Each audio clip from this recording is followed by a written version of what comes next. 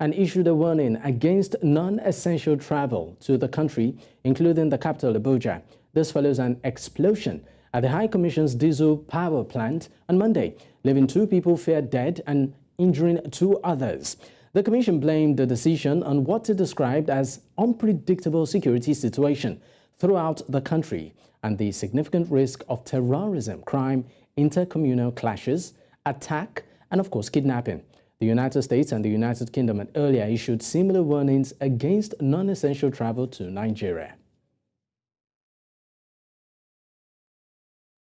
In the meantime, the federal government says there is no cause for alarm over the recent travel warning issued by the United States, urging its citizens to reconsider travel to Nigeria due to security concerns. Now, the government said it had taken adequate measures to ensure the safety and well-being of all Nigerians and visitors to the country. In his remarks during an interaction with journalists in Abuja on Monday, the Minister of Information and National Orientation, Mohammed Idris, reaffirmed President Tinubu's commitment to secure the country from all threats. He noted that the security and intelligence agencies have been working tirelessly to foil and neutralize the activities of bandits and terrorists in various parts of the country. He, however, cautioned the U.S. authorities against generalizing isolated security incidents across the entire hospitality industry, saying by doing so, such generates panic and undermines investment. Now, to further discuss this, I'm now joined by Kelechi Deca, policy analyst. Thank you so much for your time, Kelechi.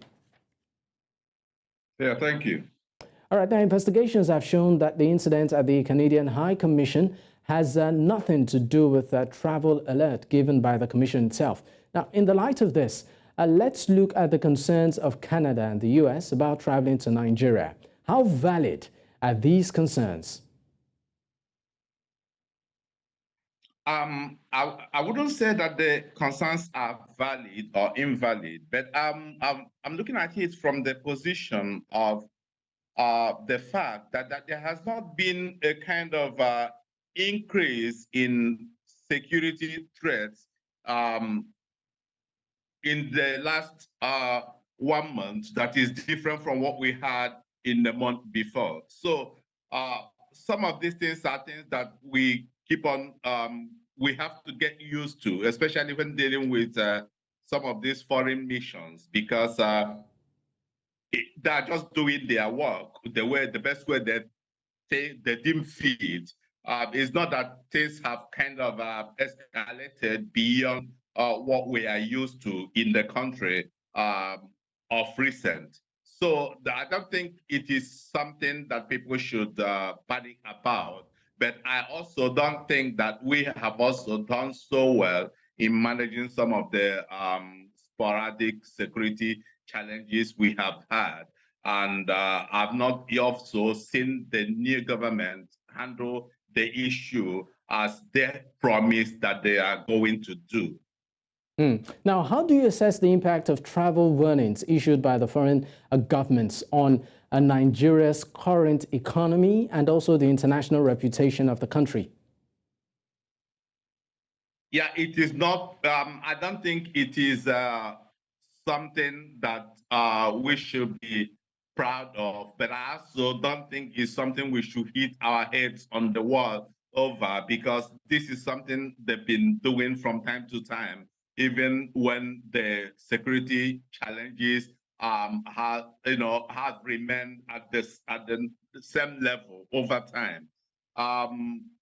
Yes, there are so many places. I mean, if you just go to Google and check some of the most dangerous places on earth, you will find out that some of those places do not have, I wouldn't mention names of countries, but they do not have some of these travel warnings.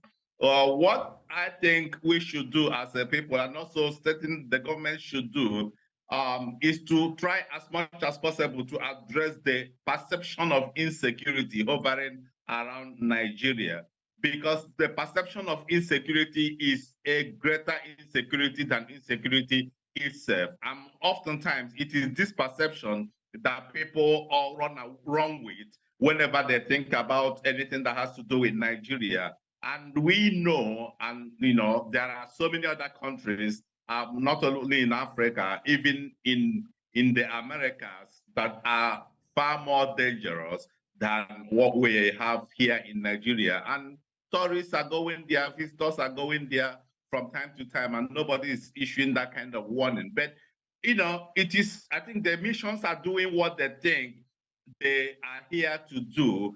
But the Nigerian government should work hard to, especially the perception of insecurity that we've had over a long time. Even when security situation has improved, that perception has still refused to go. That's where we should work on, especially when it has to do with image, it has to do with economy, it has to do with improving our investments opportunities model in the country. Those are things we need to work on, you know. All right, great. Now, how can the government effectively communicate its efforts to ensure the safety and well-being of Nigerians and also visitors to the country? First, as a government, you don't owe anybody an obligation in trying to go out there. You don't have to go out there and start saying that Nigeria is safe, Nigeria is safe, Nigeria is safe.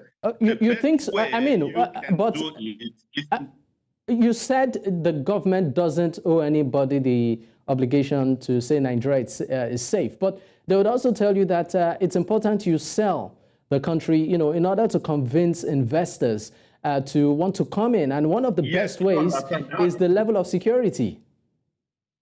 How can you be assured that your investment is safe? I mean, probably you might just want to clarify on that.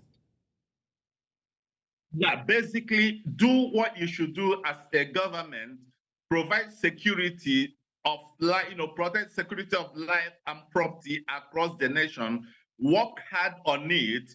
As you keep on working hard on it, it will become self-evident. I mean, you know, provide security around the whole nation so people can move around freely. Especially, there are some areas we know that we have ungoverned spaces. Tackle some of those areas, and also some of the areas you have challenges of urban insecurity. Keep on tackling it, keep on working hard on it.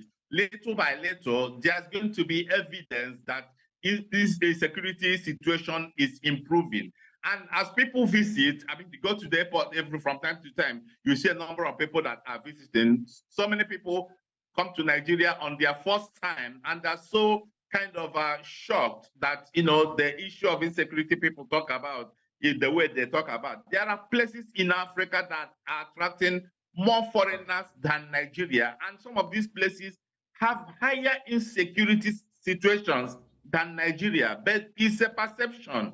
And that what I'm telling you, the best way to handle the perception is keep on doing what you're doing, keep on working hard on it, working hard on the brick and mortar of challenging the insecurity situation in the country.